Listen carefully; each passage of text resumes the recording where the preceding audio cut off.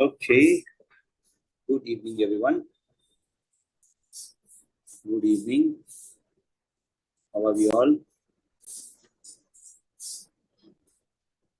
Good.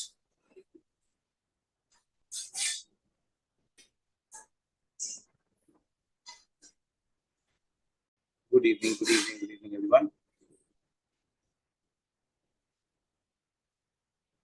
Are we all good? Okay. Fantastic. Yes. Messages are visible. Good evening, dear students, once again. So we have been doing quite a few topics. We have completed already the starting topic, which is the what we say cost of capital is what we have done. We have done capital structure. We have completed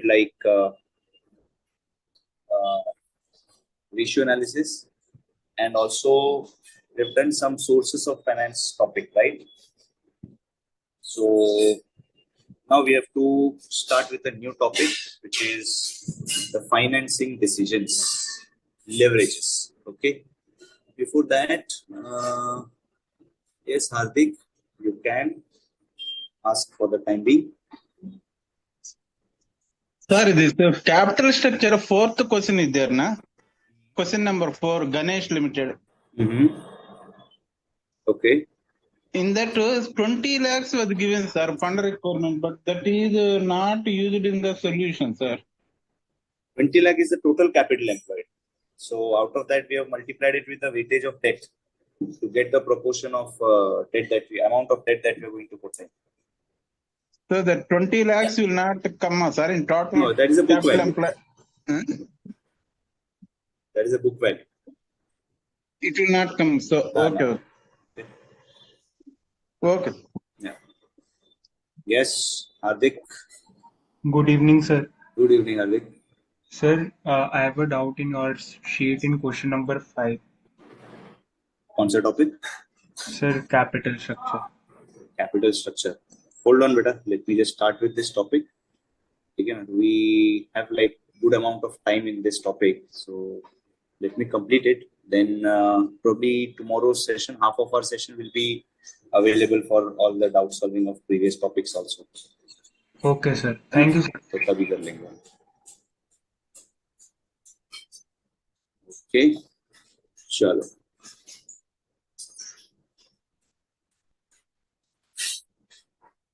Fine. So let's get started with the topic of leverages. Very easy as well as interesting topic, guys. Okay. Let's get started. Where do we get this word leverage? Well, the word has come from the physics concept of lever. Ever heard this term? Physics. In physics, have you heard this term lever? Anytime have you heard this term in lever? Maybe in grade 5 or grade 6, maybe in your primary or just the start of your secondary school, you might have heard something called as lever. Okay. Can you give some examples of, yeah, exactly. Pranav, you're right. Lever, pulley, plank, right? So can you give some example of lever? If you have heard of it, can you give me some example of lever? There are some types of lever also. Type 1, type 2, type 3, right? So let's try to understand what are these levers, and then what is this lever concept doing in finance? We'll understand that first. Okay. So one of the lever could be, something like a seesaw.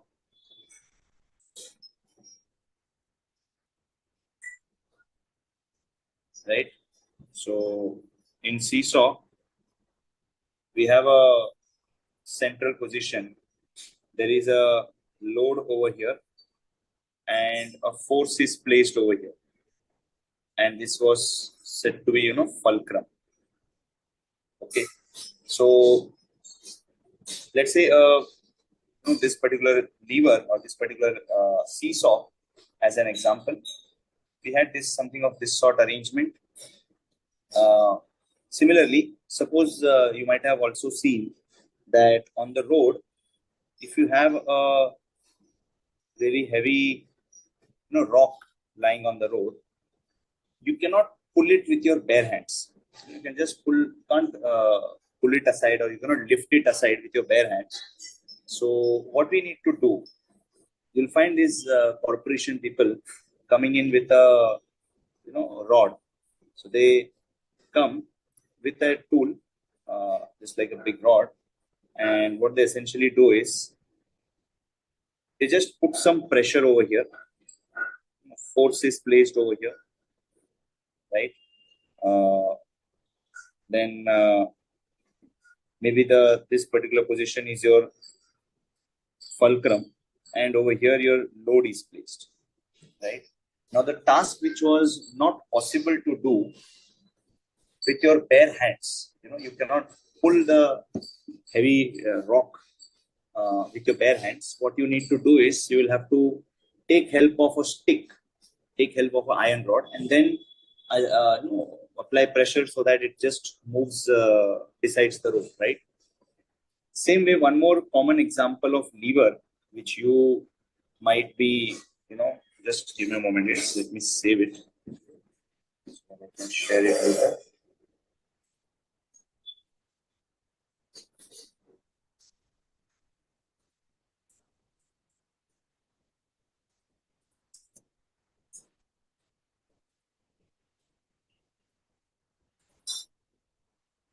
Okay. So one more common example of lever is something like a bottle opener, right? You might have seen that. Let's say you have a bottle.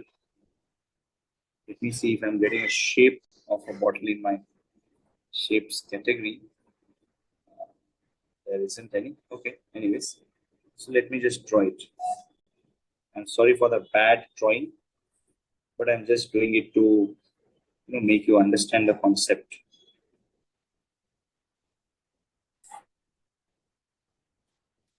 Adjust volume. Is it not audible properly? Is it really low? I don't think so. It's okay, right? So I think you need to check from your end whether the volume is okay. Okay. So this is like a cola bottle. I don't know whether does it look like a cola bottle or something else, but okay, you can just understand my feelings. Okay, so this is like a cola bottle, and just to, can you really open the cap of this cola bottle?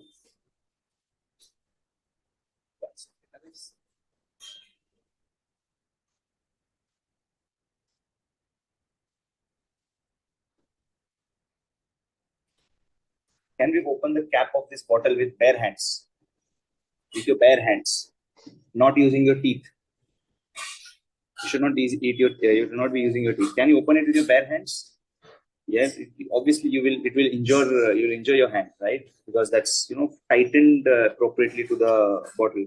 So of course, what we use is a typical somewhat like a bottle opener, right? So we use a typical bottle opener to open it, right? Now again, in bottle opener, you have like this particular position, maybe your fulcrum. This is your load, and here you will be putting your efforts or force. Now all these examples of levers, what are they really doing? All these examples, what are they really doing? What are they really doing, guys? Can I say they are making our tough tasks easier to do? All these tools, levers, are actually making our tough tasks easier to do. It's making us easy to open the bottle. It's easier for us to open the to lift the load on the seesaw. It's making easy for us to remove the rock on the other side, right? To remove the rock on the other side. So they help us in simplifying the tough tasks. They essentially help us in simplifying the tough tasks so that we are able to do the tough task very easily. And I can say all these levers are essentially doing an important task, and that is less efforts leading to more results, right? So less efforts. So we're putting like prominently lesser amount of efforts to get great results, or less efforts to leading to more results or more outcome, you can say, right?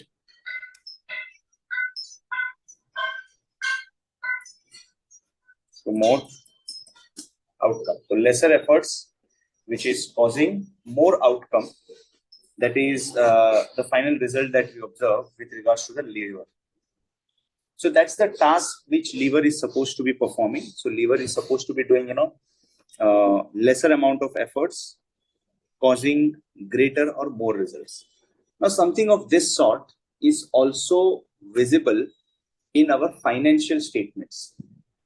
So we are, likely to observe this sort of things in our financial statements also. Less effort, greater results.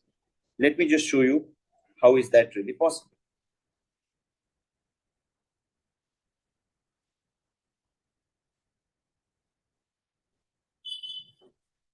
Saundarya, another device mic is also on. Mic of another device is only on.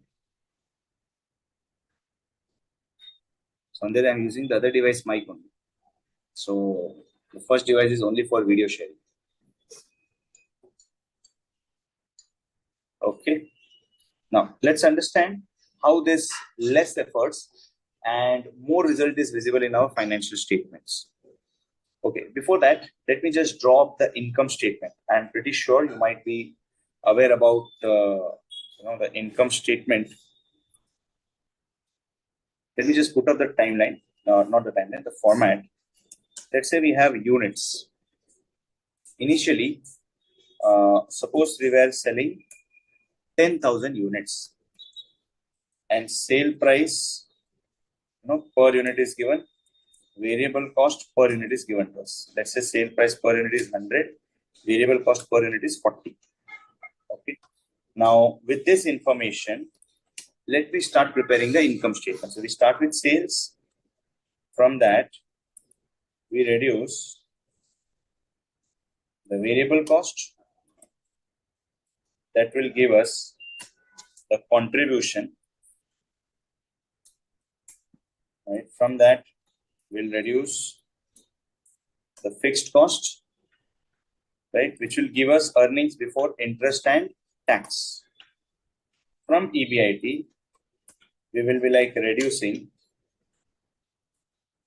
the interest, which will give us profit before tax.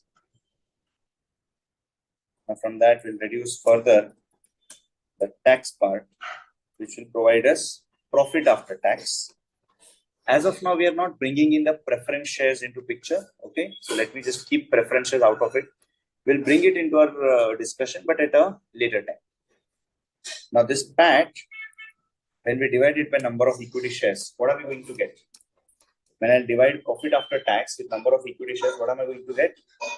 Earnings per share, right? Okay, so this particular income statement, currently we are selling 10,000 units. Each unit is being sold for a price of 100 and the variable cost of each unit is 40. So let us say sales is, units multiplied by selling price per unit, right? Variable cost. How much will be the variable cost, by the way? What will be the amount of variable cost?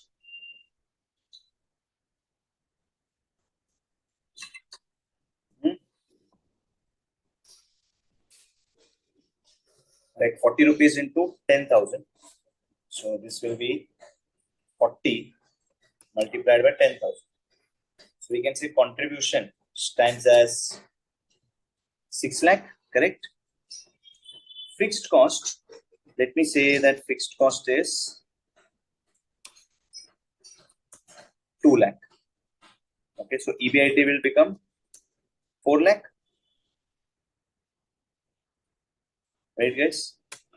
So EBIT is 4 lakh. Now, against that, suppose you're paying interest of 1 lakh. So we get a PBT of 3 lakh. Now tax is like on PBT, suppose 30% is the tax rate. So we get a tax amount. From PBT, we will subtract the tax. And let's say the number of equity shares are 10,000. So my EPS stands as 2,10,000 divided by 10,000, which is EPS is 21 rupees. Earnings per share is 21 rupees. Okay, guys. So we have like sales less variable cost, contribution, fixed cost, and then we'll all the way go up to earnings per share 21. Okay, so we go all the way earnings per share 21 rupees. Okay, now this is the original statement. Now the thing happening is, suppose we put some extra effort, right? We increase our efforts, we put some extra efforts, and due to the increase in our efforts, we are able to sell, let's say, some additional units. Okay, so suppose we are able to, with the extra efforts, suppose we are able to sell 10% extra units. So what will be the number of units now? After the extra efforts are put, what will be the number of units? 11,000. Okay, guys, we get the number of units to be 11,000. Now, of course, sale price is going to be 100. Variable cost is also going to be 40. Okay. Now, the next thing that I want you guys to do it is, obviously take it down, fully you write it down. You have to fill this entire sales statement, fill this entire income statement. Okay, you have to fill down this entire income statement. Variable cost changes with sale. No, variable cost per unit. How will variable cost per unit change? Per unit will remain same. If you multiply it with number of units, then it is going to change, right? So I want you to fill up this entire income statement, okay, and identify what is the percentage change happening. Okay, so we added the units were added with 10%. Units were added with 10%. So I want you to fill up this entire income statement and would want you to calculate the percentage change throughout. Like calculate the percentage change. I just mark the cells where you need to calculate the percentage change. So calculate the percentage change here, contribution. Calculate the percentage change in contribution, in EBIT, interest, PBT, plus tax, and EPS. So these are the cells which I have highlighted in green. I want you to calculate the percentage changes, guys. You have to first fill up this portion. Fill this income statement. When the units are being sold, units are being sold at, if the number of units are like increasing to 11,000, fill up this statement and calculate the percentage change, guys. All the percentage changes. I'll just give you a couple of minutes for this. Please do it, guys. Please do it. Apply logic. Which of the numbers will increase or which of the numbers will decrease?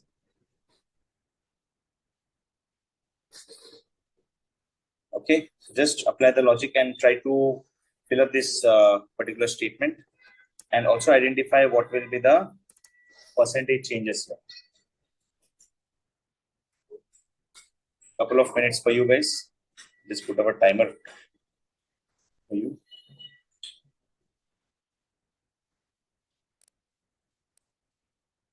Yeah. Try to fill up this value.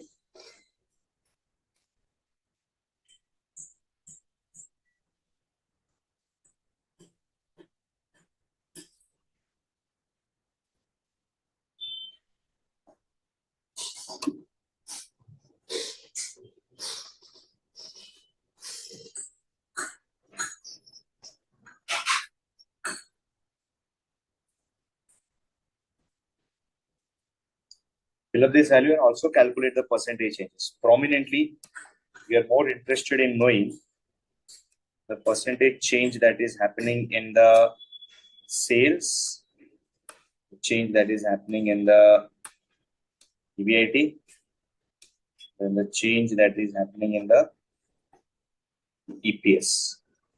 These are the numbers, these are the percentage changes which I am really interested in knowing about.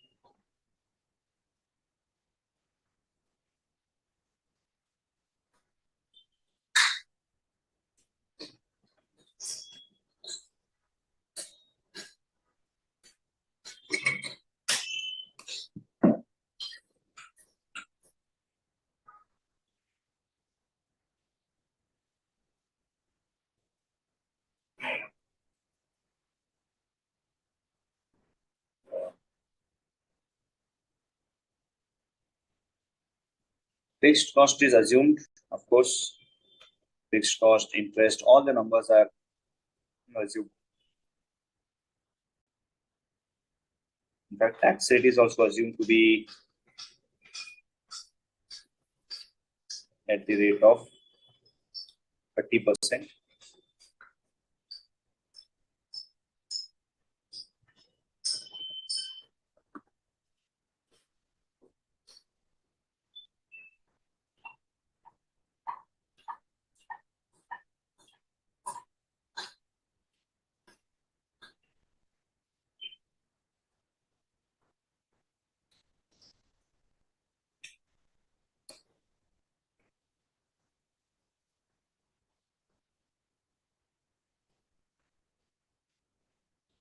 Okay, sure. Then let me just get started with the numbers. Now, sales will be, of course, guys, 11,000 into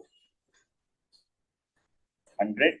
Variable cost will be 11,000 into 40. Contribution will be 11 lakh minus 4 lakh 40. Fixed cost is definitely going to remain constant 2 lakh because fixed cost is not going to change with a change in the level of sales. Then EBIT is going to be like 6 lakh 60 minus 2 lakh. Interest, again, it's going to remain constant because interest is not going to change with the level of the sales. So interest is remaining same. So PBT will be 4 lakh 60 minus 1 lakh. Then tax is going to be 3 lakh 60 into 30%. So our PBT is 2 lakh 52,000. Number of shares is obviously not going to change. So our EPS is 25.2%. Right? Interest you thought was 25%. How can interest be a percentage of EBIT? Can the interest be a percentage of EBIT? Is the amount of interest to be paid a percentage of EBIT? No, it's a percentage of loan. And your loan doesn't change because your sales have increased. Right? Okay, so if I look at what is a percentage change, what's the percentage change that we observe in what we say in the sales? Can I say there has been a additional 10%? So sales has increased by 10%, right? What about variable cost? What about variable cost? By what proportion has it really changed?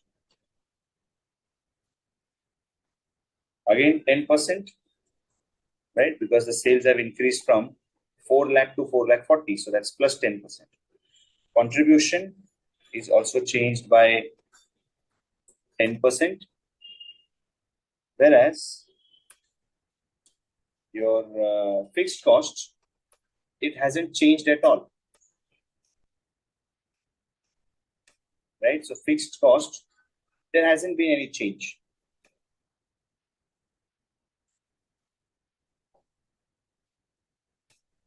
Right? So no change in fixed cost. What is the change in EBIT, guys? Change in EBIT.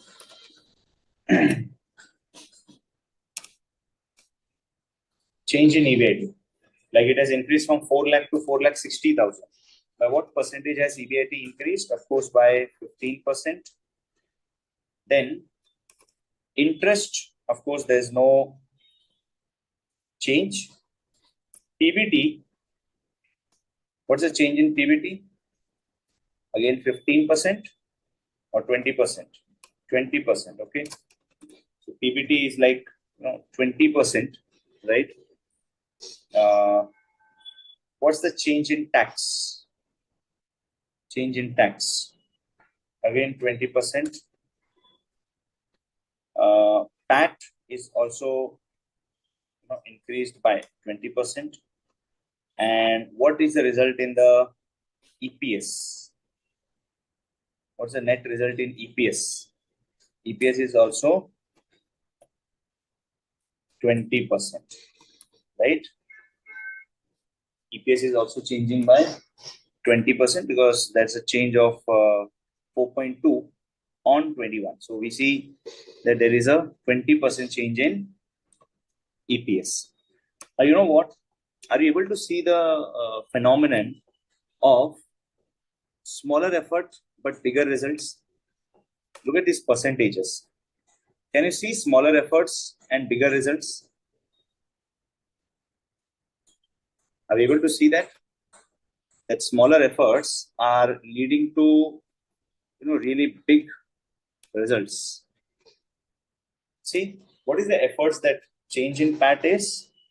16.67. Is it?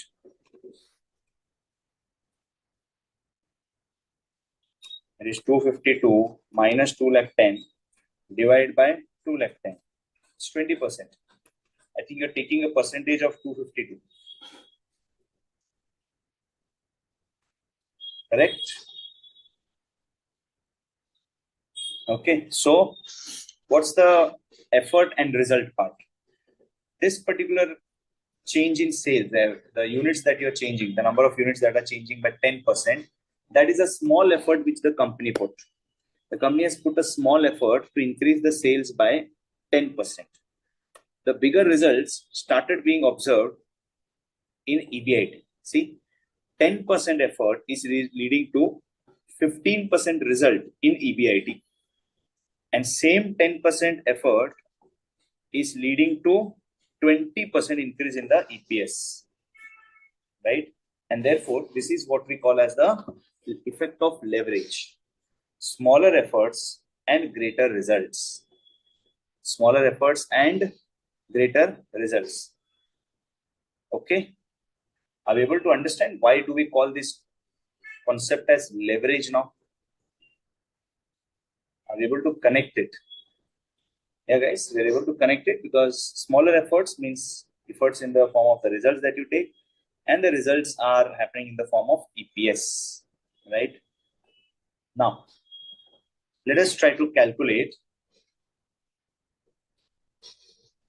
percentage calculation. New minus old divided by old. Like if you want to calculate this percentage change, it will be 11 lakh minus 10 lakh divided by 10 lakh. Because original values are these, right? Original values here. Okay. Now, the effort and result relationship is actually more prominently visible at two levels. One is the sales to interest, and the other is sales to EBIT, and then we see a change from EBIT to EPS. So there are basically three types of leverages that we are talking of. Primarily it is two. The third one is a combination of both. So first type of leverage is what we call as operating leverage. First type of leverage is what we call as operating leverage. Okay. Now, what do we really mean by the term operating leverage? Operating leverage. Okay. Operating leverage is what is the percentage change in EBIT upon percentage change in sales. Okay. Suppose if you want to calculate over here, what is the percentage change in EBIT that we are observing? How much is the percentage change in EBIT that we are observing? 15%, right? And what is the change in sales? It was 10%. So talk in simple sense, can I say a 10% change, in the value of sales is causing 15% change in EBIT, right guys? So when you're looking at operating leverage, it's like a 10% change in sales is causing 15% change in EBIT.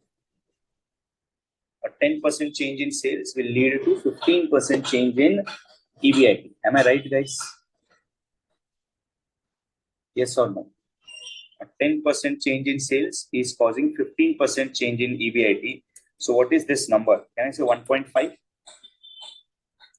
It is always measured in 1.5 times. So 1.5 times.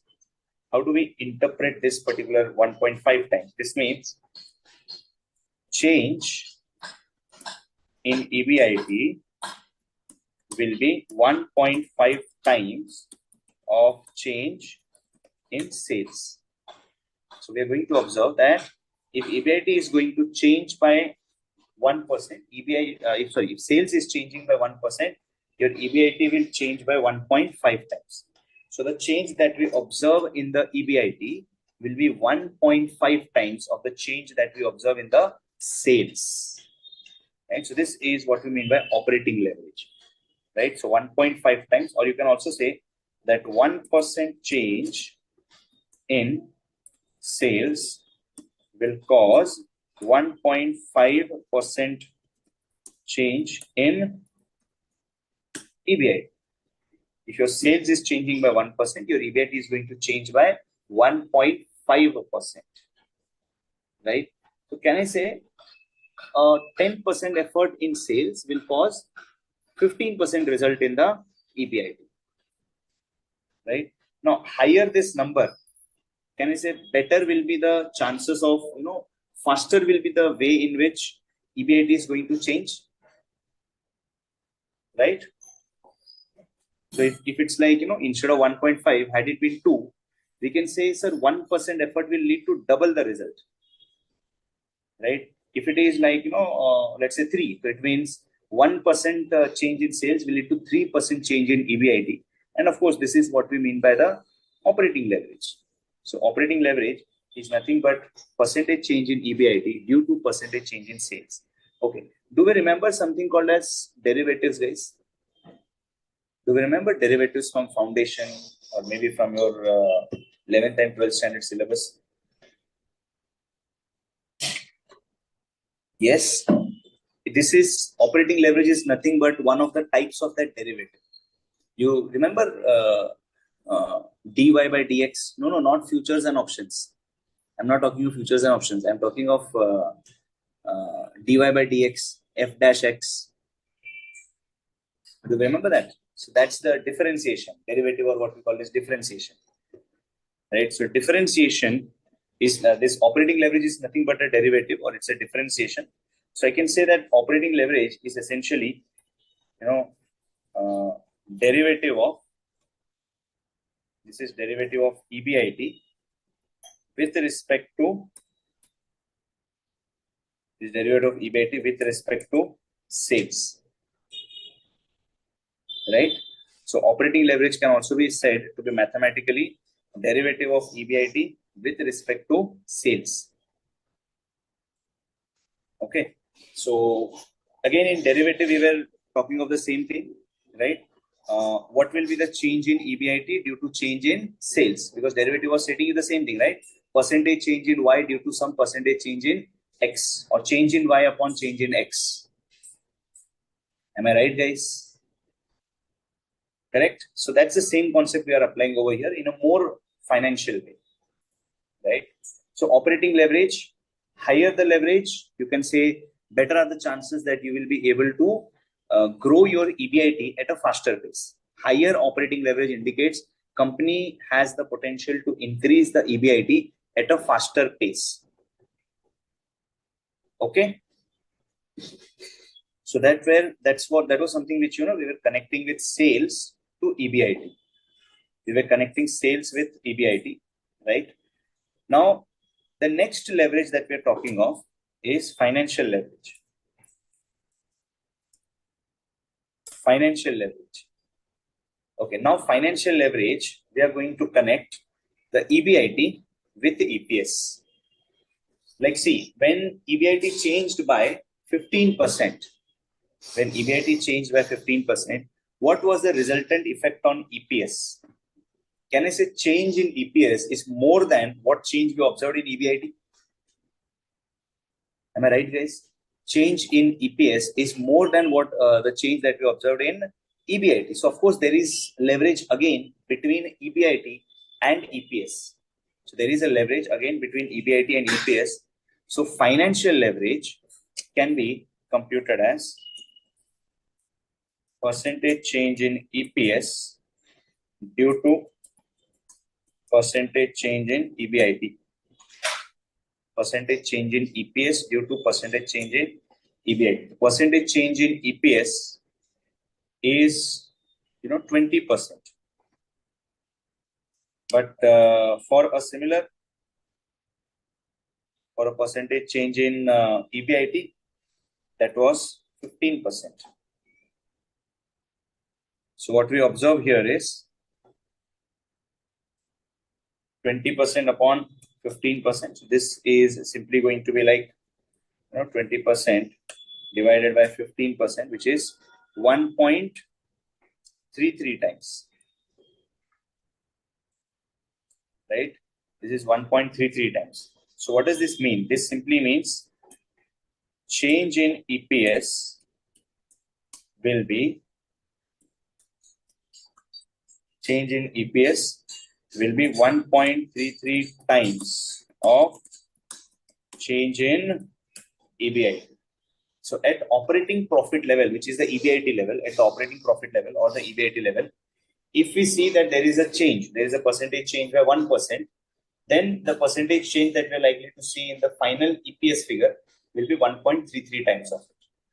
Or we can also say 1% change in EBIT will cause 1.33% change in EPS, right? So this is again the next leverage that we're talking of, which is the financial level. So at financing level, we are able to increase our earnings due to this concept of financial leverage. Now, if I want to connect this with derivatives, financial leverage is nothing but something of this sort, which is derivative of EPS with respect to EBIT. Now again, as the financial leverage is more, the company has a potential to increase its earnings per share at a faster pace. Okay, so higher financial leverage means faster ability for the company to increase the earnings per share.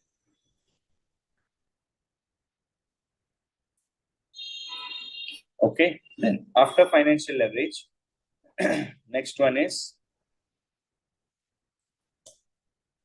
combined leverage.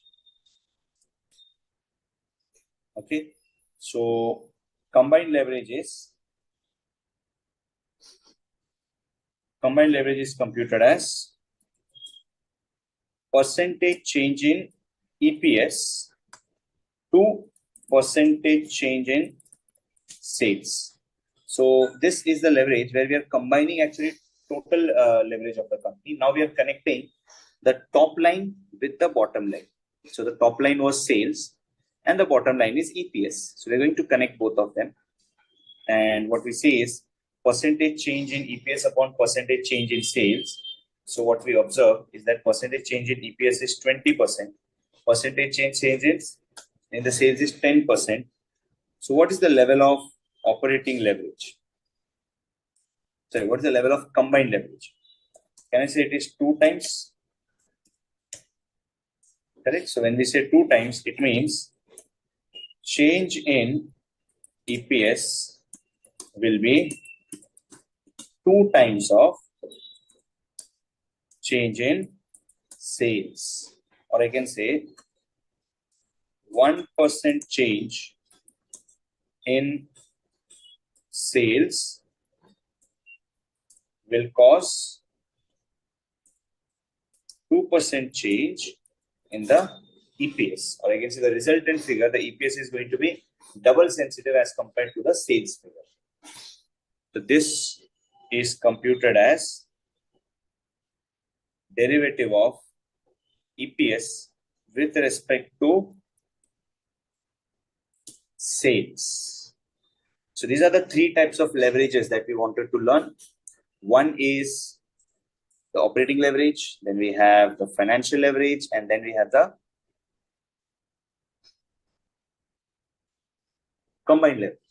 So combined leverage was a cumulative impact of both of them, right? So higher the leverage, higher the combined leverage or financial leverage or operating leverage means higher is the ability of the company to increase its earning at a faster pace. Okay, higher current combined leverage is going to indicate the same thing, that you will be able to increase your earnings per share at a faster pace by simply changing the sales figure. Okay, so now my question to you is leverage good or bad? Is leverage good or bad? Is having a leverage in the financial statement good or bad?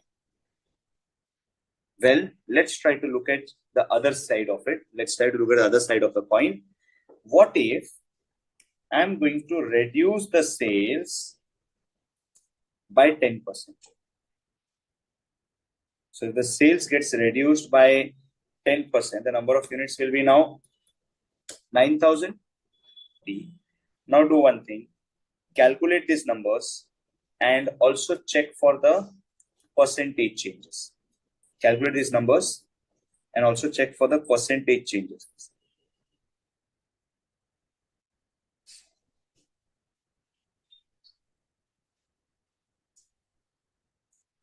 Okay. Try to calculate these numbers and also look for the percentage changes. Just see what is the percentage change that we are observing. Check for the percentage changes, guys.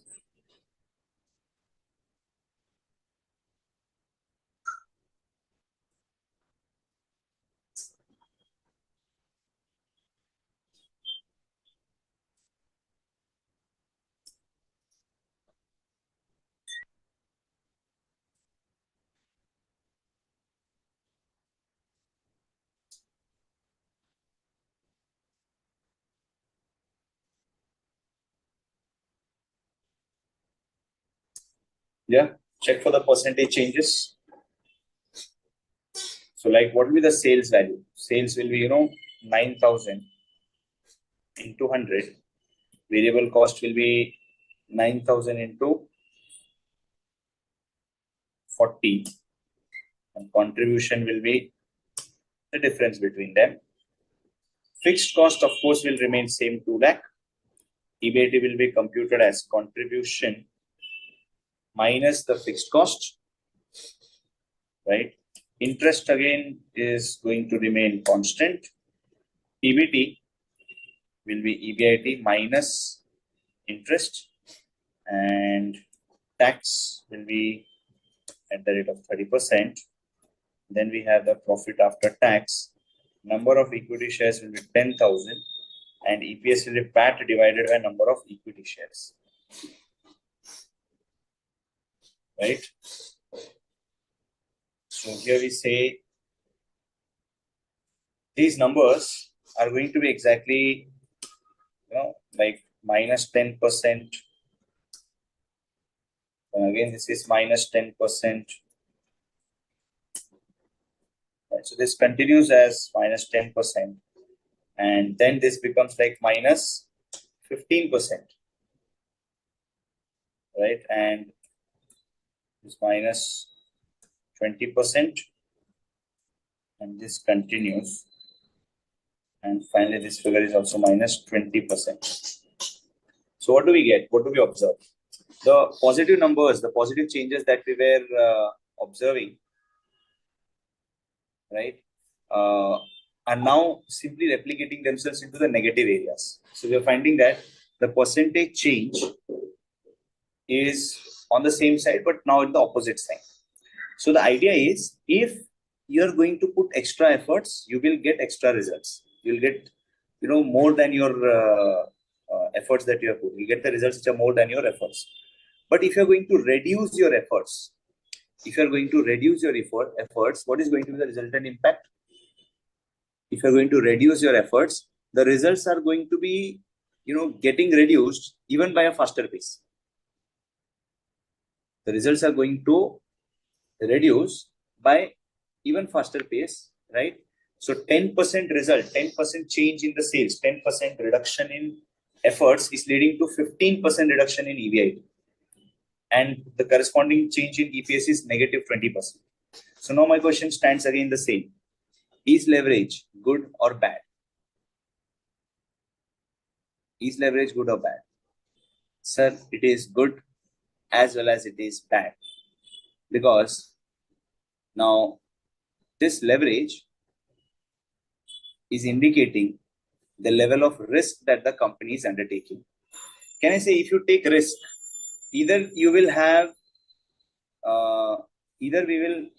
like, results in your favor, or you may have results against you also.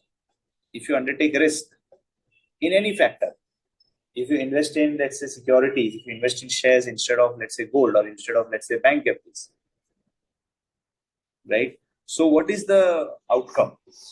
What's the outcome? So if I'm investing in shares, it's risky. I may get results, which are supernaturally greater, or I may even get results which are very low, right? So even though there are good things, right? There are good things, but there are also possible bad things. So whenever you are undertaking any risk, there are always certain very good things which may come to you, and there may be very bad things also coming to you, right? So leverage is going to be useful for you, or leverage is going to be good for you only if you are able to increase your sales. If you're not able to increase your sales, then taking leverage is going to be a very challenging task, and it will lead to it may result in negative fall, or it may result in fall in the earnings of the company also, right? Now my question is, why are we having leverage in our financial statements? Why do we have leverages in our financial statements? Yep. Why do we have leverage in the financial statements?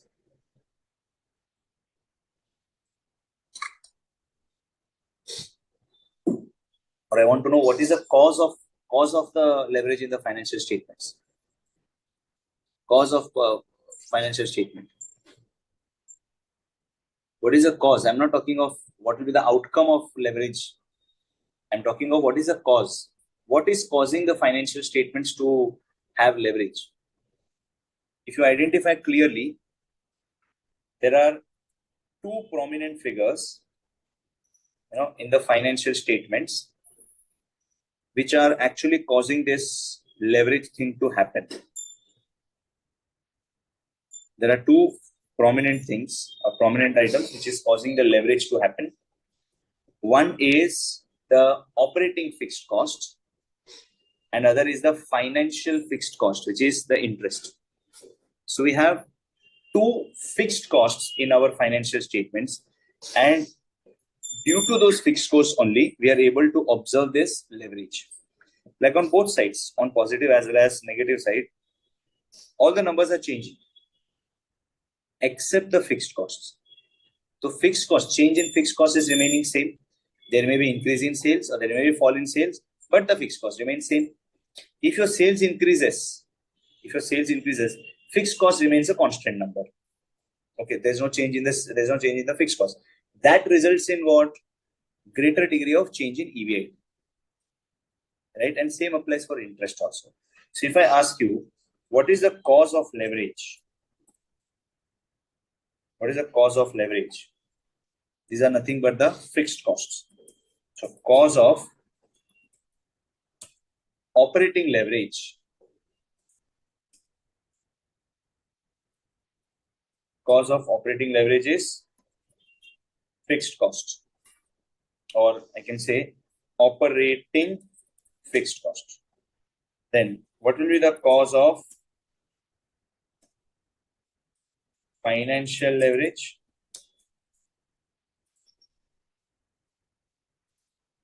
Right? Cause of financial leverage, it is the financial fixed cost. Financial fixed cost, which is also said to be the interest that we pay. Right? How to compute the leverage? This is what we have observed. We need to observe what is the change in EBIT upon change in sales, change in EPS upon change in EBIT, change in EPS upon change in combined sales, change in the sales. That will be a combined leverage. So this is how we compute the leverages. So cause of operating leverage is the operating fixed cost. Cause of financial leverage is the financial fixed cost or the interest part. Okay. Sir, Ah. sir, can we say that operating leverage and financial leverage are we take out these operating leverage and financial leverage to find that when we will cover our fixed costs? No. We are not calculating when will we cover our fixed cost. It is not that. We are calculating the change in one variable due to change in the other variable. So it is So, sir, nowhere that we how are trying to see how we are able to cover the fixed costs. so, sir, how the cost becomes the fixed cost because it is just fixed. Yeah. So cost is fixed. Fixed cost is fixed cost. Like your rent of the property or the depreciation, they are going to remain same irrespective of whatever is the level of your sales. Okay, sir.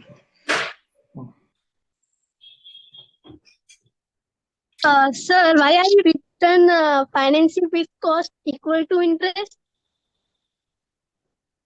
Because interest is a financial fixed cost. But sir, here is not written. Na? Where? Fixed cost is 2 lakh and interest is 1 lakh. This fixed cost which are subtracting before EBIT, that is an operating fixed cost. Right? And after EBIT, you are going to subtract the interest. That is also a fixed cost. But that is not my operating. That is not the cost which I am incurring to run my business. That is a cost which I am incurring to finance my business. Oh, yes, right? sir. So therefore, interest is a financial fixed cost. Okay, sir.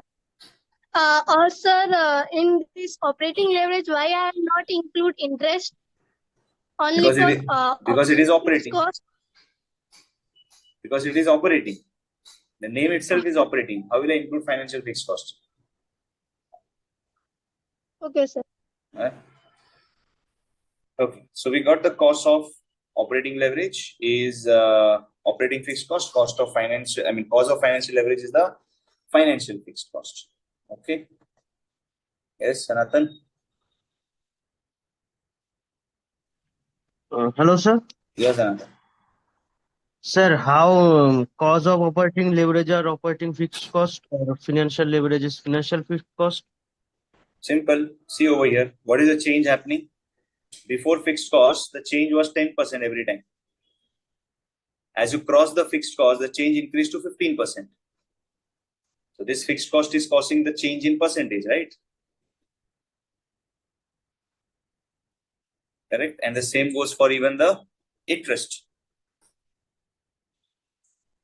Okay. Now, so that's how we compute the level of operating leverage, financial leverage, and the combined leverage by using this particular formula. Okay.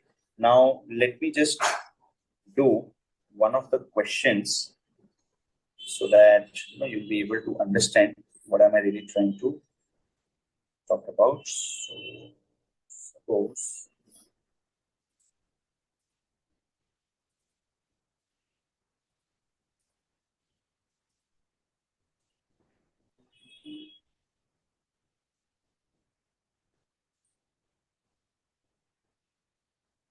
okay.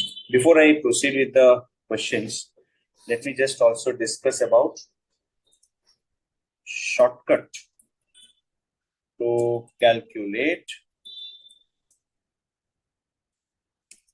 leverages. Shortcut to calculate the leverages.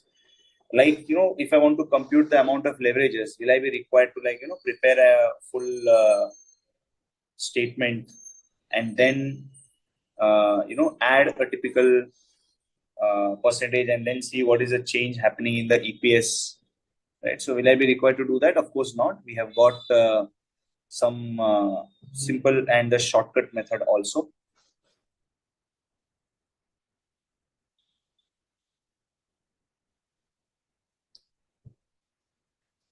Okay. So what's the shortcut? Let's have a look at it. First up, let's talk of operating leverage. Operating leverage. So how do we compute the operating leverage? Operating leverage is computed as percentage change in EBIT upon percentage change in sales, right? This is how we computed the operating leverage, right, guys? Percentage change in EBIT upon percentage change in sales, correct? Okay. Then how do you compute the, percentage change in EBIT and percentage change in sales that we observe? Can I say whatever was the change in sales, that same change continued till contribution? That same percentage change continued till contribution? So like your percentage change in sales, your percentage change in variable cost and percentage change in contribution, all three of them were one and the same, right, guys? So all three of them, so instead of writing it as percentage change in sales, can I write it as percentage change in contribution? Yes or no? Instead of writing percentage of sales, I can write the percentage change in contribution. Okay. So now, how do we compute this percentage change in EBIT? How do we compute the percentage change in EBIT? How do we compute the percentage change in EBIT? It is the new EBIT, right? So EBIT 1 minus the old EBIT, which is EBIT 0 divided by EBIT 0. This is how we compute the percentage change in EBIT, right, guys? This is how we computed the percentage change in EBIT. Am I right, everyone? So this particular portion that I wrote, it is indicated percentage change in EBIT. Now this entire portion is going to be further divided by percentage change in contribution. So percentage change in contribution is contribution 1 minus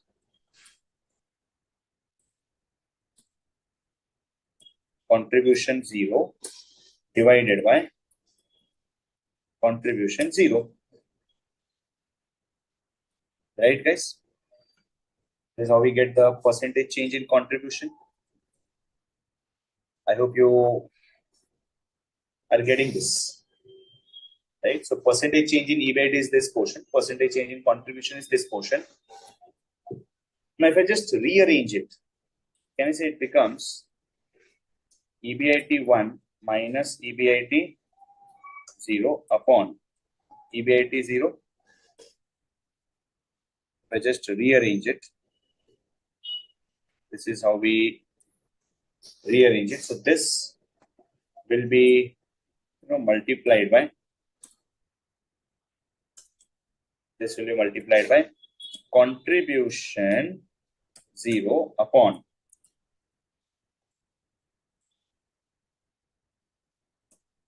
contribution 1 minus contribution 0.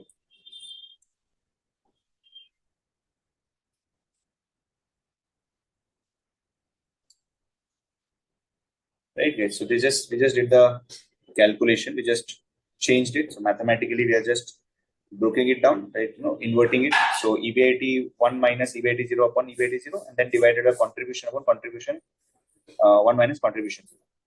Now here, if you observe carefully,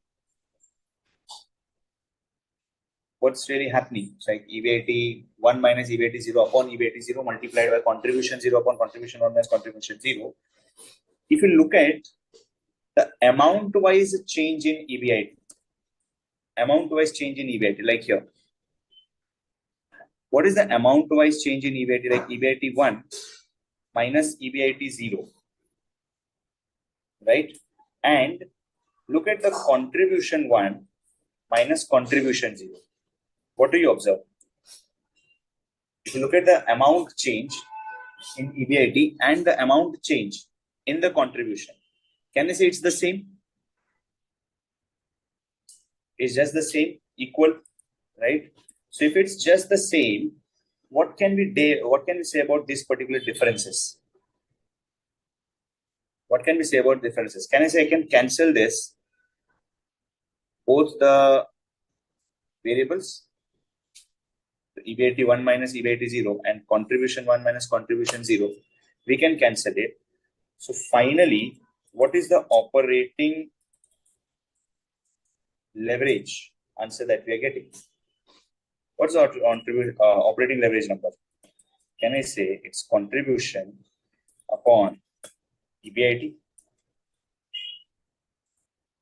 Right, guys? Contribution upon EBIT. So this is essentially what I was talking of as a shortcut formula for operating leverage. If I just apply it over here, let's see if it's working. What was the contribution in the previous question? Original contribution was 6 lakh and EBIT was 4 lakh. So 6 lakh divided by 4 lakhs. Does it seem to be 1.5? Yes. So it is matching. So do we need to really,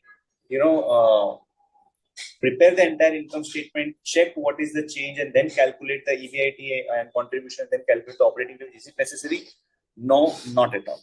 We can get simply the operating leverage as contribution upon EBIT. Right, guys? Did we understand this? Did we understand the concept of shortcut of operating leverage? I have derived it, guys. I have not asked you to simply by heart it.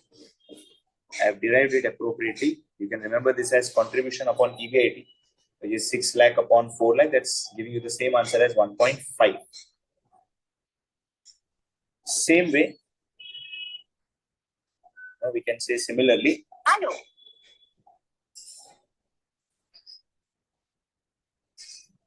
Similarly, financial leverage. Financial leverage will be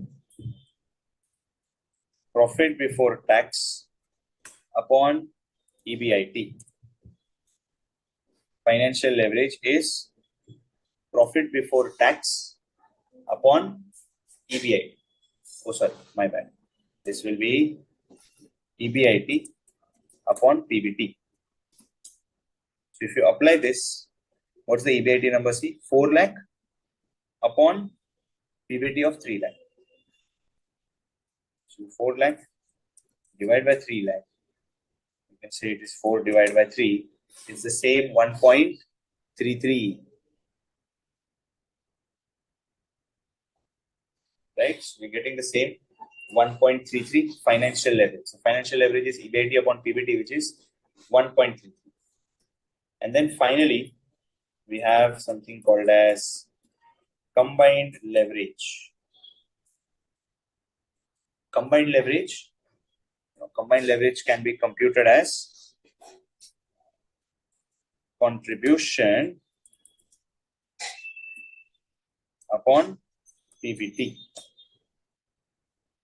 combined leverage, contribution by PBT. So if you apply this contribution by PBT, we can just check whether we are essentially getting the proper number. So contribution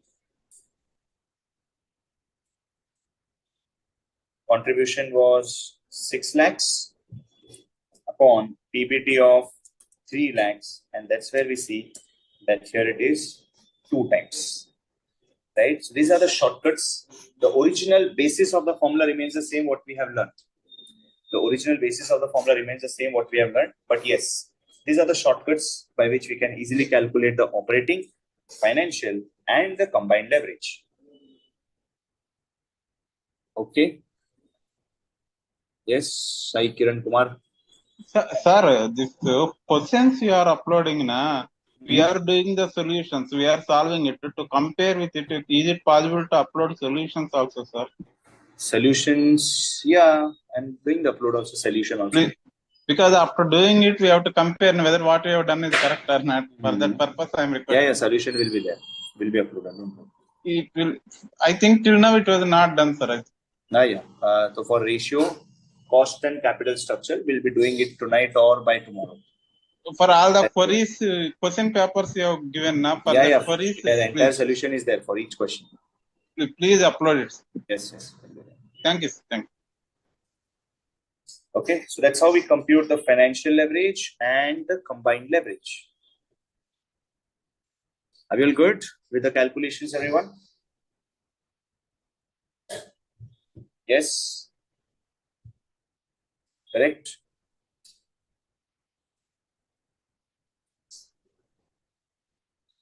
Okay. Now, so operating leverage, financial and combined is what we have done. And we have prepared this income statement. We'll try to find out the impact of one on the other.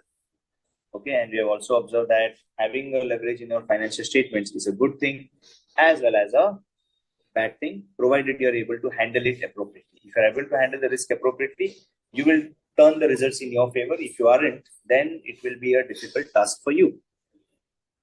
Okay, now let me just solve one of the questions, like the first one.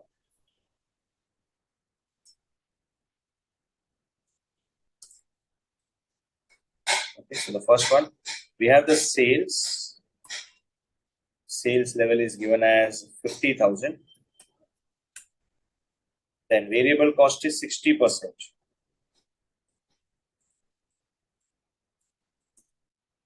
Variable cost is 60%. So 50,000 into 60% will be the variable cost. What will be the amount of contribution? 20,000. Then we have fixed cost of 12,000. So less fixed cost of 12,000. So we get a EBIT. EBIT is going to be like 8,000. Then compute the financial leverage. From this particular portion, from these three, we have to compute the operating leverage. Now, as per the shortcut formula, we know we can compute the operating leverage as simply contribution upon EBIT.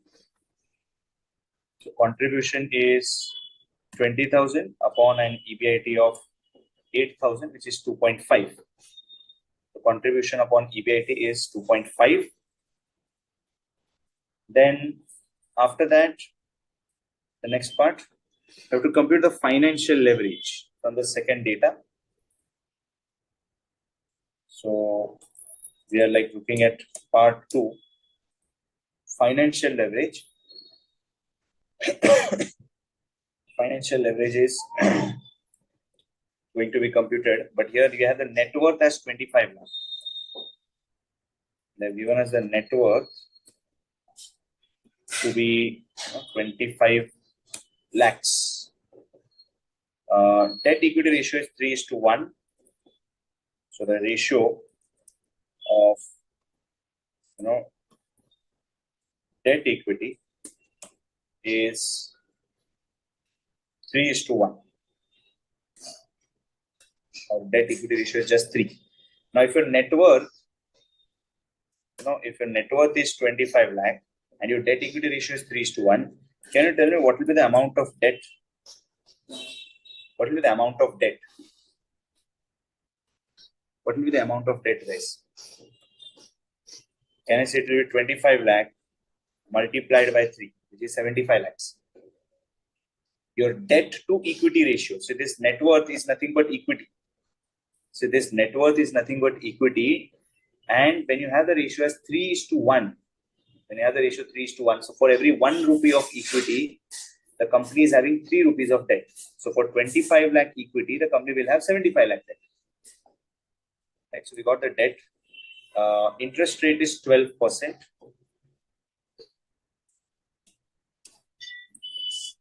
Interest rate is 12%.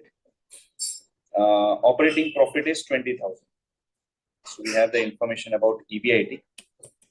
EBIT is given as 20 lakhs.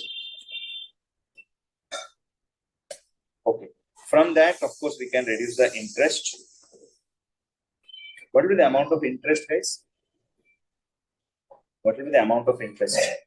It will be debt 75 lakh multiplied by interest of 12%, which is 9 lakh. That will give us a PBT of 11 lakh. And the question asks us to compute the financial leverage. How do we compute the financial leverage here? Financial leverage, can I say it will be EBIT upon PBT?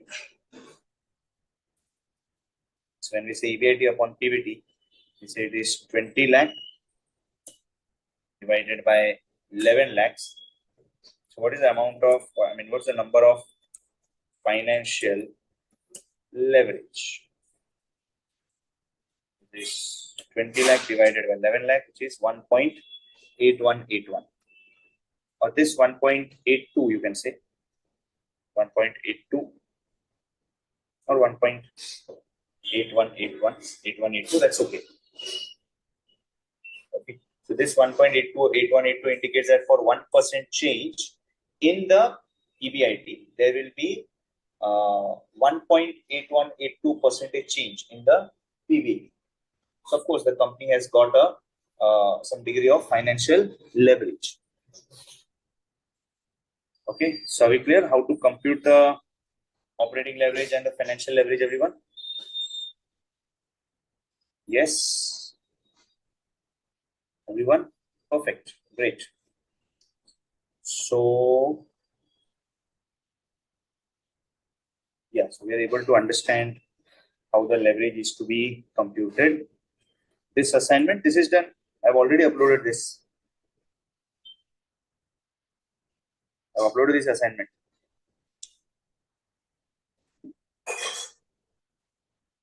Okay, so then let's do one thing. Let's take a break right now, guys.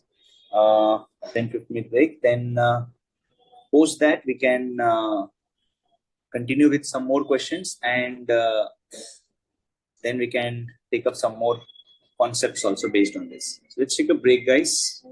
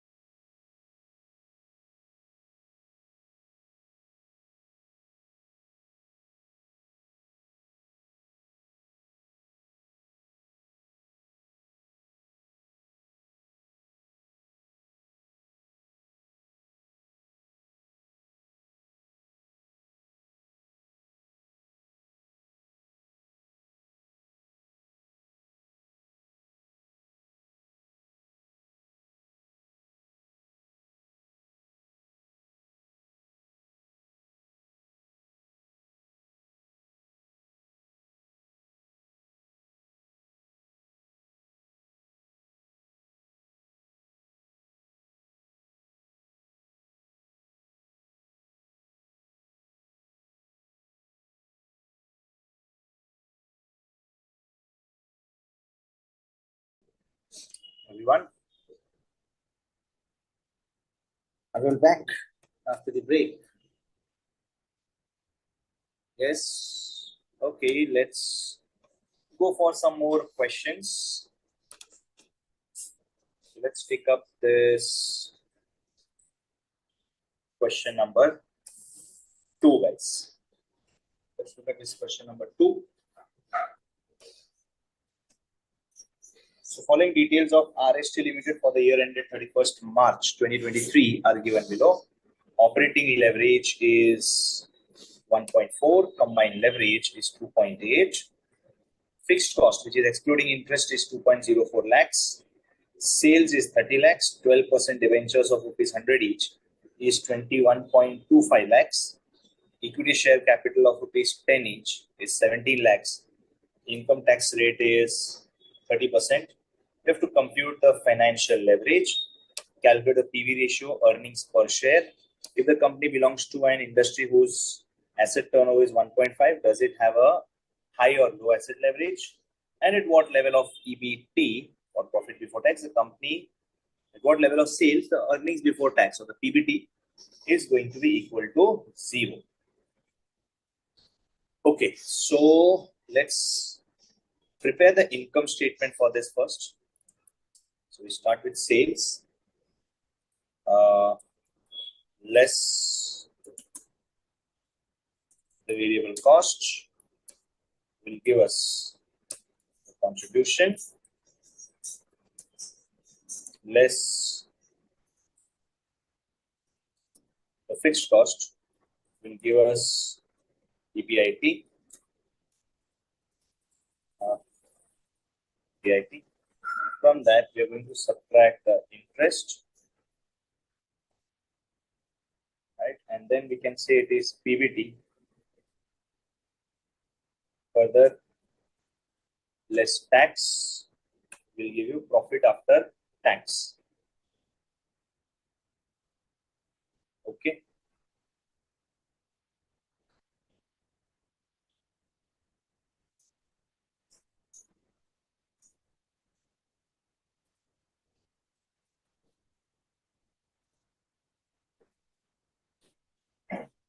So PBT less tax will give us a PAT. Now let's try to fill up this income statement. So we don't have any information about sales or variable cost. We have just information about operating and the combined leverage. Fixed cost is given as 2.04 lakhs. So let me write down this 2,04,000. Okay, sales is given, okay, 30 lakhs. Sales value is given to be 30 lakhs. 12% debentures is 21.25 lakh. So what will be the amount of interest, guys? What will be the amount of interest? What will be the amount of interest? 21,25,000 multiplied by 12%. 2,55,000. Right? And of course, we need to get the EPS also. So I need to divide this by number of equity shares to get the EPS. So number of shares will be 1,70,000. Okay. Now we have the operating leverage number as 1.4. Operating leverage is 1.4. Using that leverage, we can calculate the contribution and EBIT. How are we going to do that? Let's have a look at it. It's like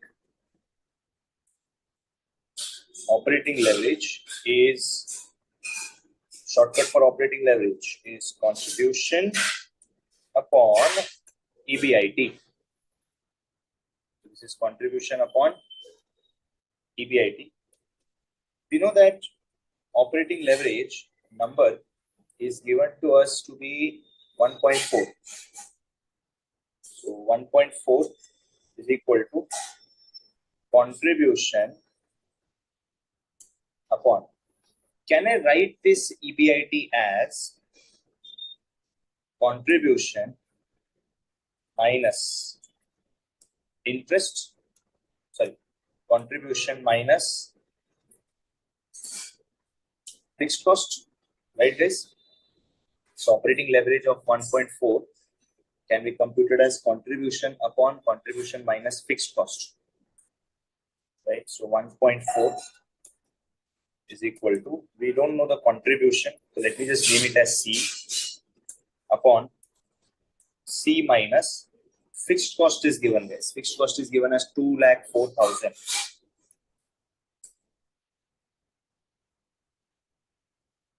Okay, so this will work out to be like 1.4 into C, 1.4 C minus 1.4 into 2,04,000. How much is 1.4 into 2,04,000? 2,85,600.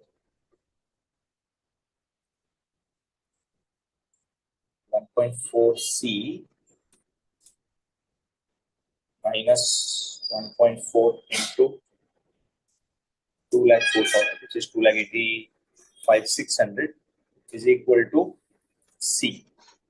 Bringing all the C on one side, you can say this is 0.4 C is equal to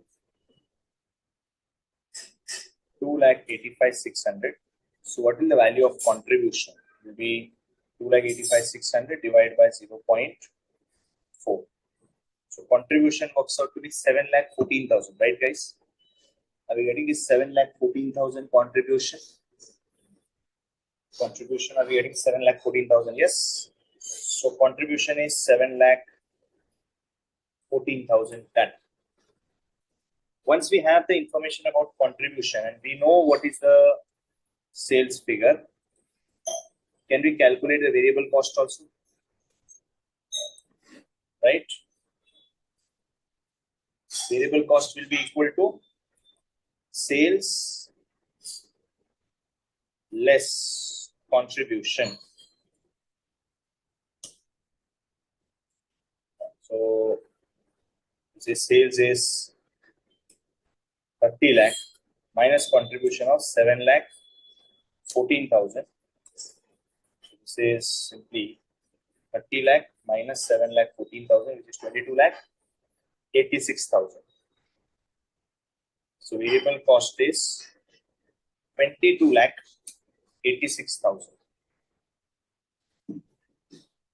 Okay.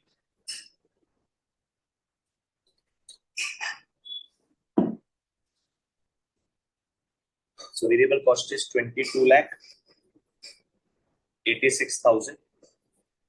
Now we can also get the EBIT simply to be a contribution minus the fixed cost. So EBIT is, contribution is 7,14,000 minus fixed cost is 2,04,000. What is the EBIT? 7,14,000 minus 2,04,000, which is 5,10,000, right guys? EBIT is 5,10,000. Now from that, of course, the PBT can be obtained as minus 255. So that's 2,55,000 PBT. Tax rate is 30%. So this multiplied by 0.3. Profit after tax number is 255 minus 76, 500. We divide it by number of equity shares and we get EPS to be 1.05. Right? Okay. So let's compute the financial leverage one by one. Let's answer it. First one, calculate the financial leverage. So combined leverage is 2.8, operating leverage is 1.4.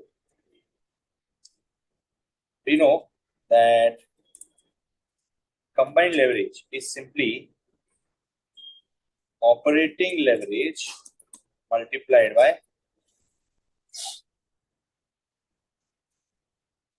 financial leverage. Operating leverage multiplied by financial leverage. So operating leverage is 1.4 multiplied by, we don't know what's the financial leverage, but we know the combined leverage number. Combined leverage number is 2.8. So from this, we can essentially get the financial leverage number. Financial leverage number is 2.8 divided by 1.4, which is 2. Are you getting this? The financial leverage of 2, guys. Okay, then calculate the PV ratio.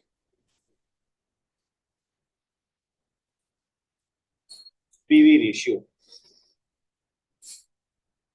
PV ratio is computed as contribution upon the sales figure.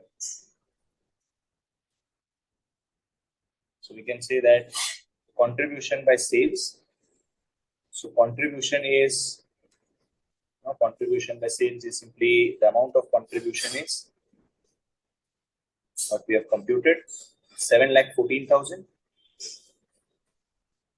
divided by sales figure of 30 lakhs.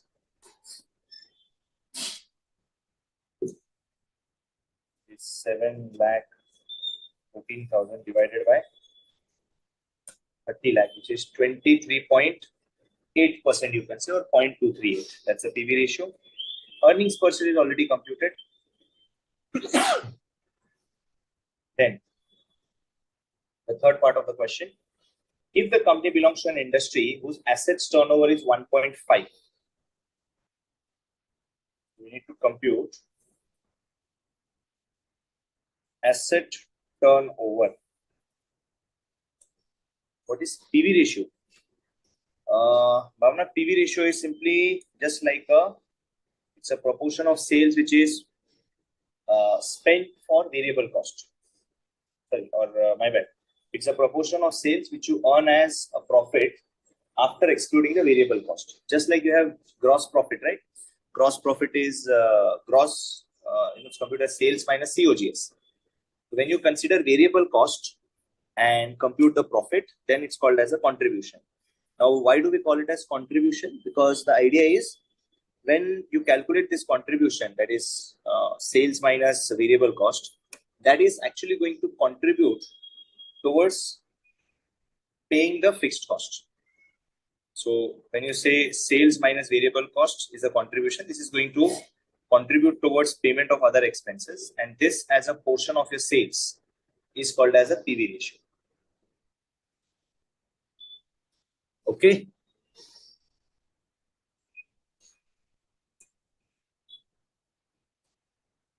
Sales upon assets. Is the question giving you the value of asset that the company has?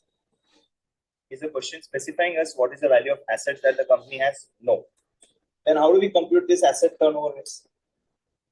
How do we compute the asset turnover?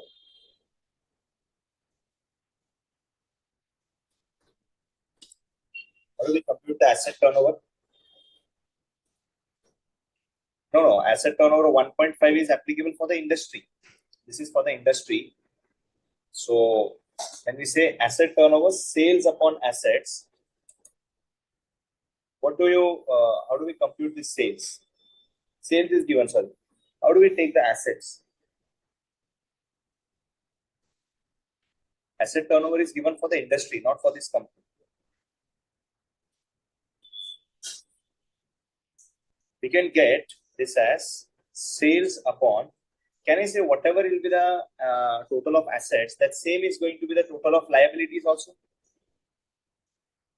Yes or no? Can we say this is same as total funds or total liabilities? Because of the balance sheet equation, we can say sales and liability, total assets and liabilities are going to be same. So sales is essentially this 30 lakh. Total liabilities will comprise of equity share capital and the debentures. So this is like 17 lakh plus 21.25 lakhs. Okay, so this will be 30 lakh divided by 17 lakh plus 21 lakh 25,000. So that is 0.78 times. 0.78 times. What is the industry asset turnover? Industry asset turnover. Industry asset turnover is 1.5.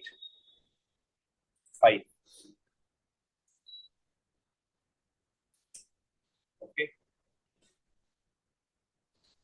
We have to add 1,78,500 also. Why should I add 1,78,500? Talking of PAT, profit after tax. No, that won't be added because that's not a part of our capital. The question is not telling us that it has been retained.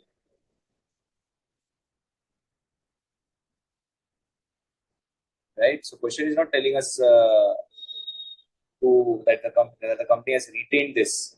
And neither it has stated to be, dividend is paid to some portion. Because neither was told, sir, either retained or not retained, both was not told. So both are not told, so we ignore that. We ignore that because that anyways the profit is going to be earned at the end of the year. Right? And the capital that the company has, equity share capital, that's going to be for throughout the year. Okay. Now, industry asset turnover is 1.5, whereas our asset turnover is 0.78. Our asset turnover is 0.78. So, are we having a high asset turnover or low asset turnover? Low asset turnover. We can say the company has low asset turnover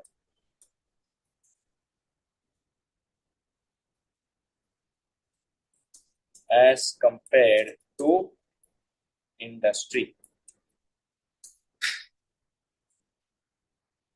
Okay. Now, at what level of sales the EBT of the company will be? 0. At what level of sales EBT or the profit before tax of the company will be 0. Variable cost is computed the variable cost. Yeah, so this is the original income statement. Now, out of this, the question says, what should be the sales so that this PBT is 0? What should be the sales figure so that the PBT is 0? So we have to get the value of sales so that this particular, of course, variable cost will be also different. This will be different. Fixed cost will remain same. And of course, the PBT has to be taken as 0. So you have to do this calculation. Okay. So I'll just give you maybe a couple of minutes. Just use 2 minutes time to give me the value of sales where your PBT will become 0. Give me the value of sales where your PBT is going to become 0. Guys. Value of sales at which PBT will become 0. Write down guys quickly.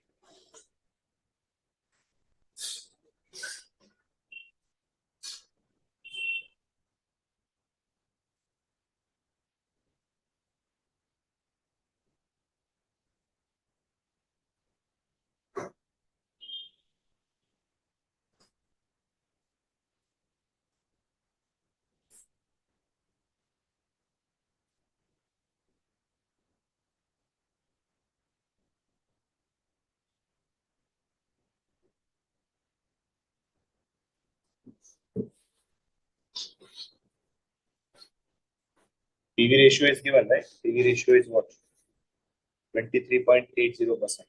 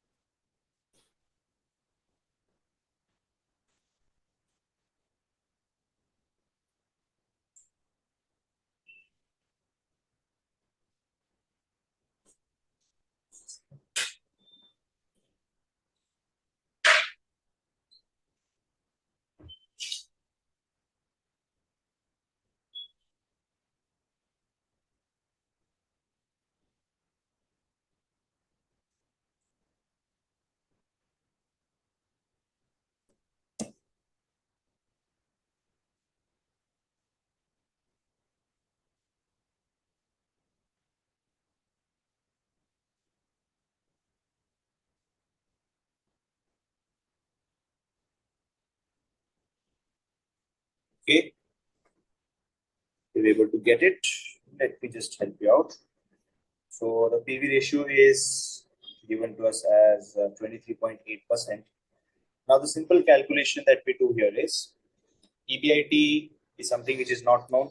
Interest is 2,25,000, but your PBT is 0. So of course your EBIT will computed as interest plus profit before tax. So EBIT is interest is 2,55,000 plus PBT of 0. So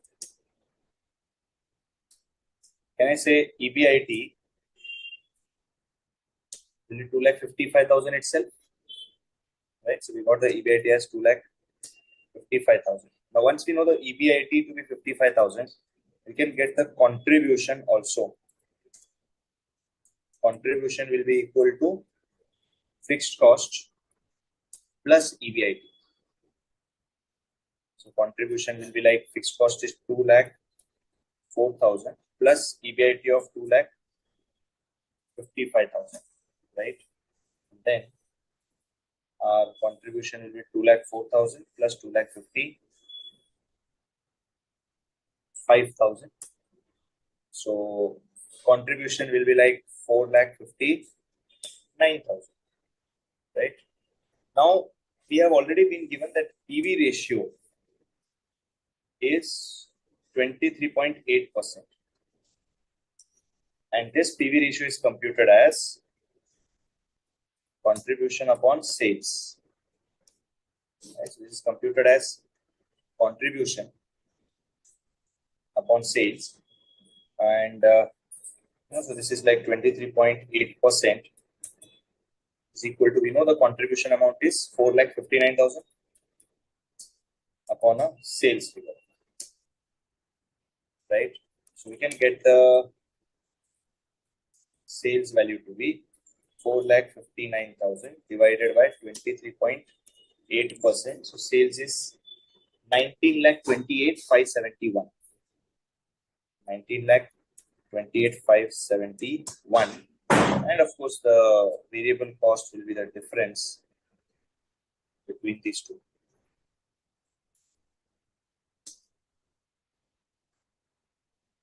Okay, so PV ratio will remain same at all level of sales. Yes, true, Kasak. So PV ratio will remain same.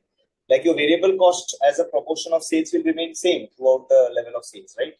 So same goes with contribution, because the contribution per unit will remain same. As the unit changes, both sales and contribution are going to change. Okay, everyone. So that's the end of this question number 2, guys. Pretty easy. Question number 2.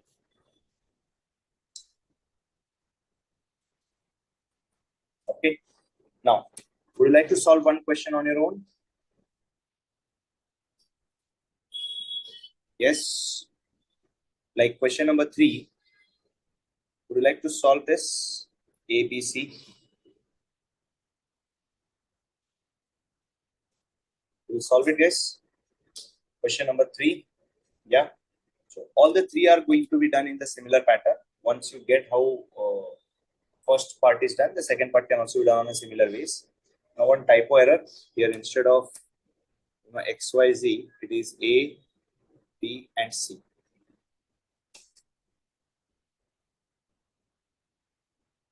Okay, so just minor typo error. Now let's start with the question.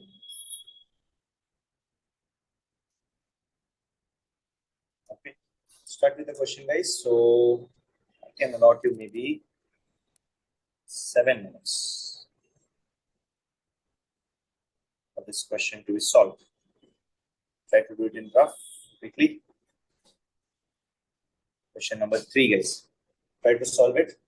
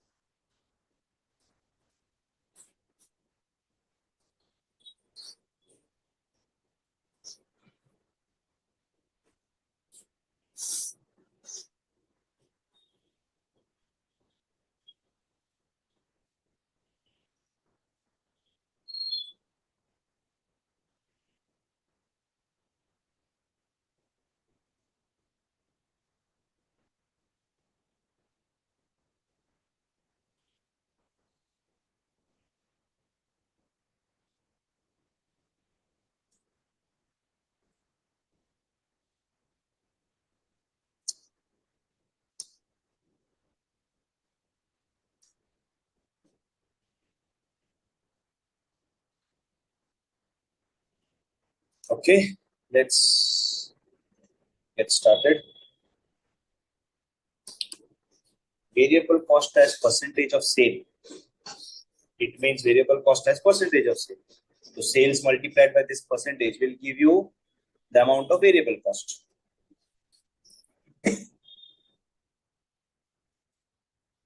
Okay, let me do this question number 3. So let us first draft the full financial statement. Start with sales less variable cost, which will give you the contribution. From that, we reduce the fixed cost. We get EBIT. And then from that, we reduce the interest. We get profit before tax. Do we have the tax rate also given? Yes. Reduce the tax to arrive at profit after tax. So, let's write down the fixed cost already given. We know the interest and operating level. Interest is 200. So let me just write down the interest to be 200. Now, based on this interest, I can compute the other values. So now, obviously, in connection with interest, the only leverage which I can use is, which is the leverage that I can use, which is connected with interest, financial leverage, right? So let me get started with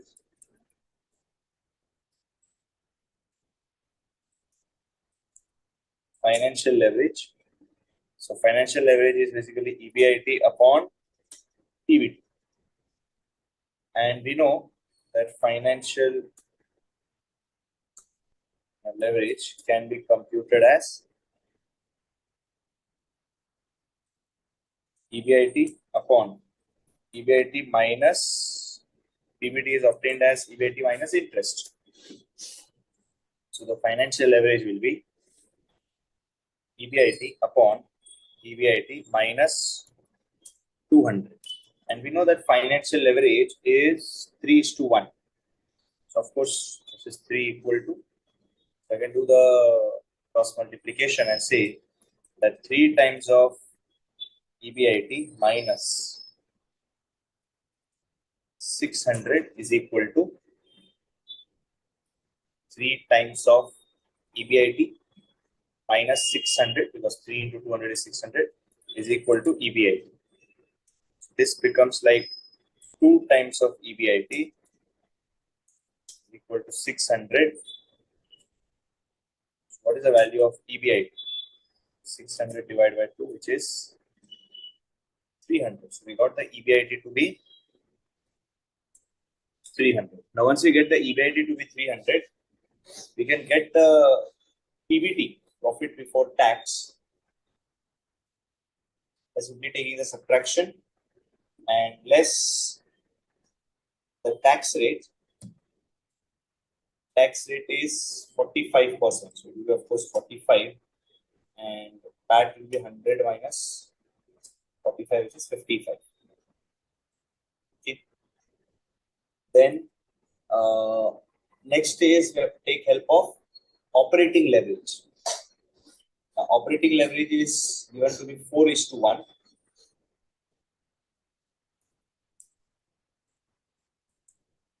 So operating leverage is given as 4. But we know how do we compute the operating leverage? Operating leverage is contribution, is what? Contribution upon EBIT. So operating leverage number is given as 4. So 4 is equal to contribution upon EBIT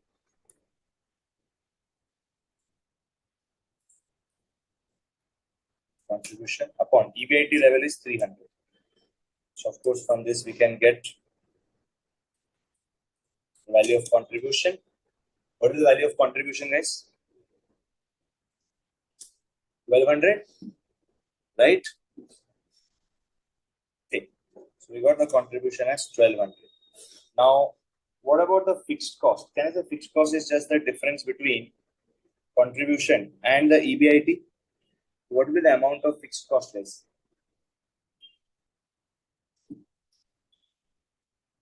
900. Right? Then we look at the variable cost and the sales, but then we have like variable cost as a percentage of sales is 66.2 by 3%. So variable cost is 66.2 by 3%. So how do we use that in our calculation? See, variable cost upon sales is 0.662 by 3. It means 0.6666. Right? Now I can say this variable cost is actually computable by using contribution also. I can write this variable cost as sales less contribution upon sales is 0.6667.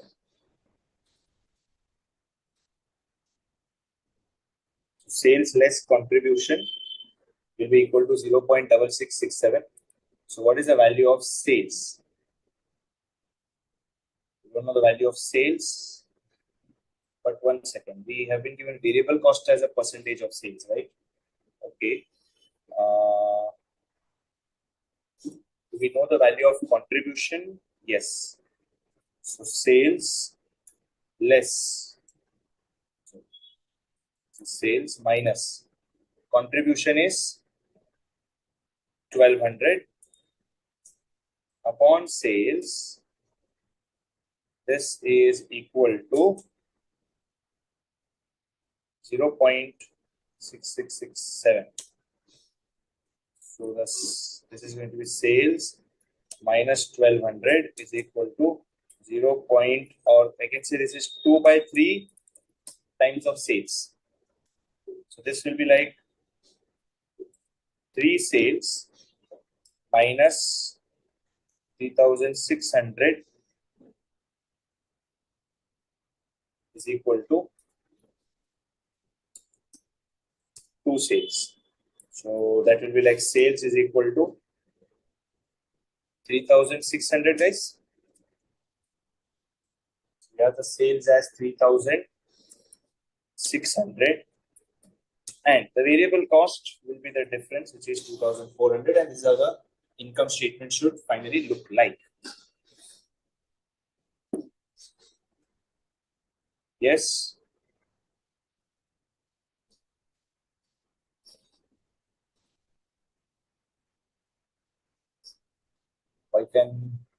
We can do PV ratio. Yes, you can do by PV ratio also. You can do it by PV ratio also. Yes. Yes, Rosaline.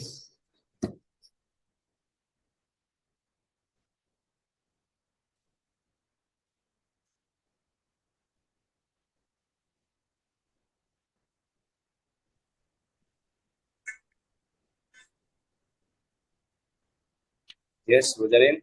Do you have any query? Sir, we can take that 6.67 in percentage also. We can take that now. Which one? In points, they like you have. Yeah. Then you'll have to multiply this side by 100. Yes, I'm getting 3603. That is also right. That's a rounding up error. Nothing different. Yes, thank you. Okay.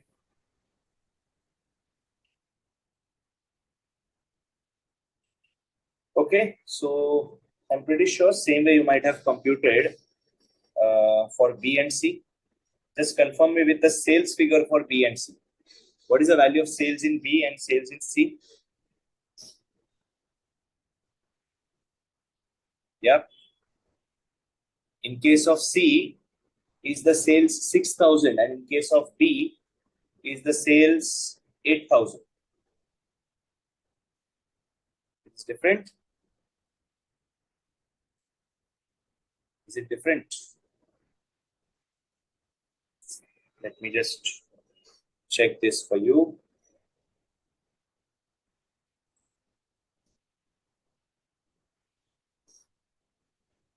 This was like, no. Yeah, this should be the answer. Let me just verify this. For B and C, sales will be 8,000 and 12,000, with the corresponding PAT being 55 and 550. Please check it, guys. Check the numbers. If it's the same,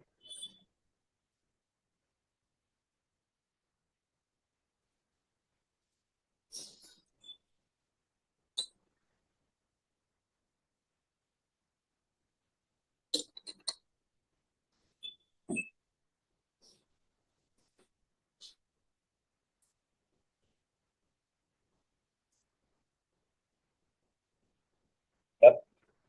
Just keep this screen for 1 more minute so you can verify it, and then we'll go for next discussion.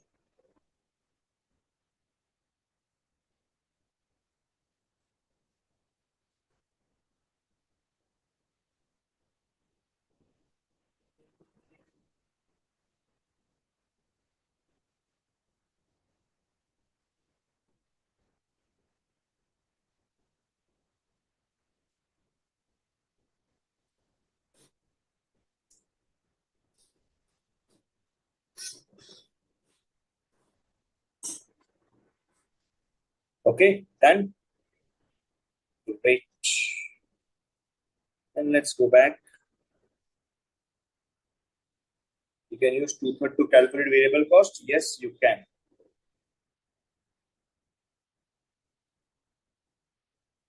Let's take up this question number 4, guys.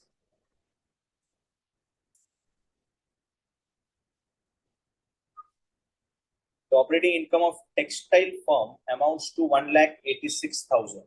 Okay, what do you mean by this operating income? What do you mean by this 1,86,000?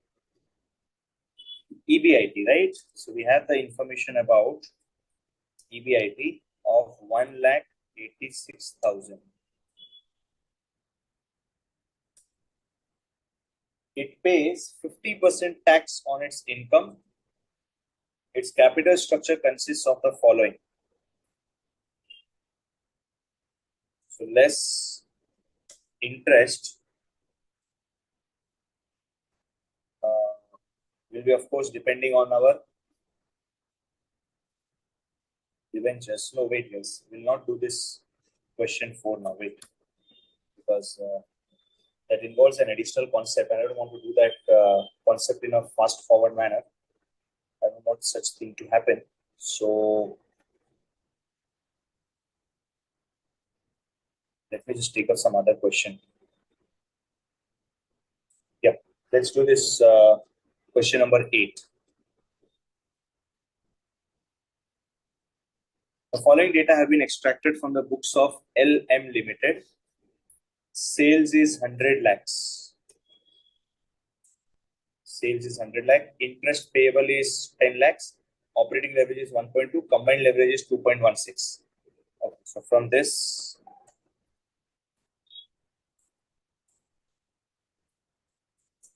we are going to subtract the variable cost, which we don't know, but we will be getting like the contribution. From that, we'll be reducing the fixed cost, which will give us EBIT, less interest, which will make it PBT, plus tax. Is the tax given? No, tax is not given. Our income statement will stop at PBT. Sales is given as 100. On interest payable is 10 lakhs. This interest is 10. So interest payable per annum is 10 lakhs. Then the operating leverage is like 1.2. Combined leverage is 2.16. Now we have to definitely use calculate the financial leverage. We know combined leverage is operating leverage into the financial leverage. Combined leverage is given as 2.16. So 2.16 is equal to operating leverage is 1.2 multiplied by a financial leverage. So what will be the financial leverage, guys? Can you tell me what will be the financial leverage? So of course 2.16 divided by 1.2, that's 1.2, 1.8. Now what's the formula to compute financial leverage? That is EBIT upon PBT. So financial leverage is EBIT upon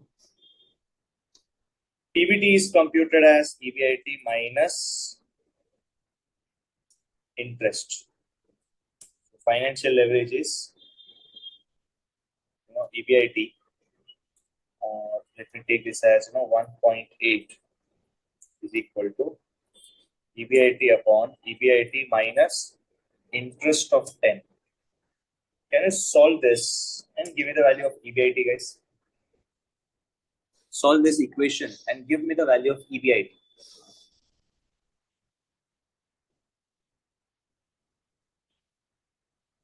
Yeah. How much is EBIT? 22.5. So we got EBIT as 22.5. So PBT will be like EBIT minus the interest, 12.5.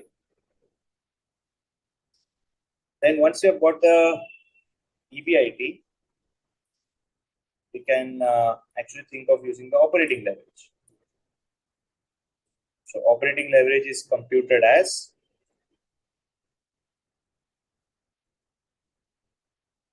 contribution upon EBIT, and operating leverage is 1.2. So 1.2 is equal to contribution is something which we don't know, but upon EBIT of 22.5.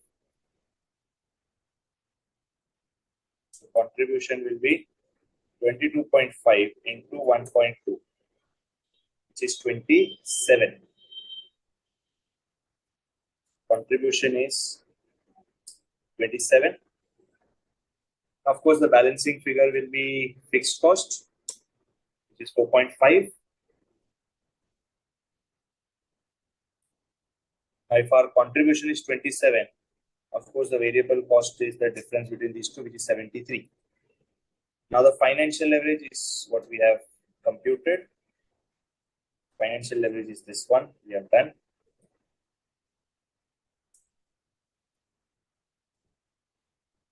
Fixed cost, obviously computed. PV ratio. What's the PV ratio now? PV ratio will be 27, which is contribution, divided by 100, which is of course same 27%.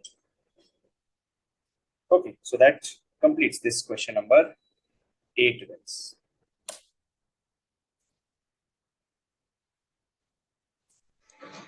Sir, Sir, I have a doubt in question 3 C part. Question 3C part. Yes, sir. Sir, financial leverage is 2:3. Operating leverage is 3:1. EBIT will come, sir, 1000. 1 second. Let me open the solution. Solution.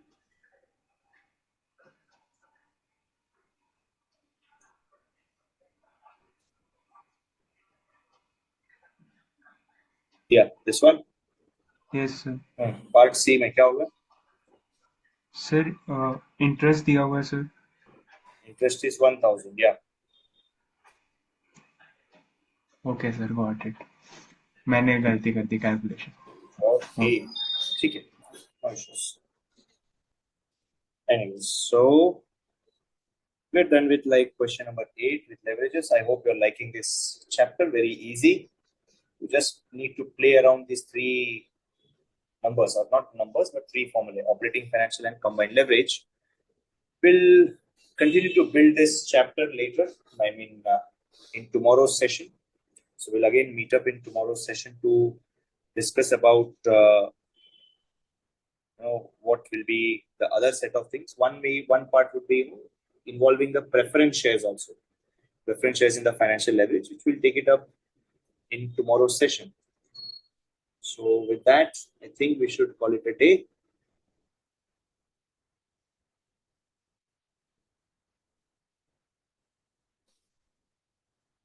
Yes, we go.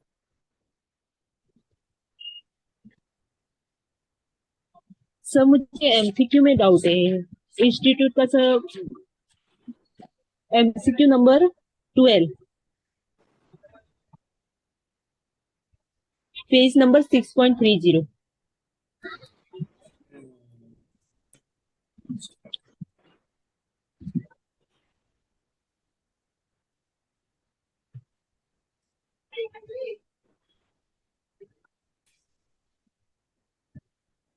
Just पहले module में होगा.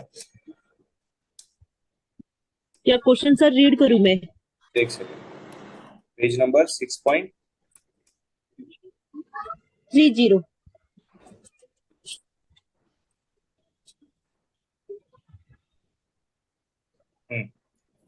Which one?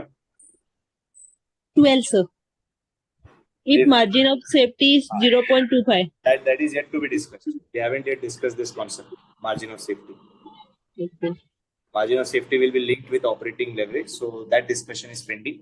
And preference shares, the concept discussion pending. So we'll take up that in the tomorrow's session. Okay, sir. Thank you. Okay, then let's call it a day, guys. See you tomorrow. Bye bye. Enjoy, guys.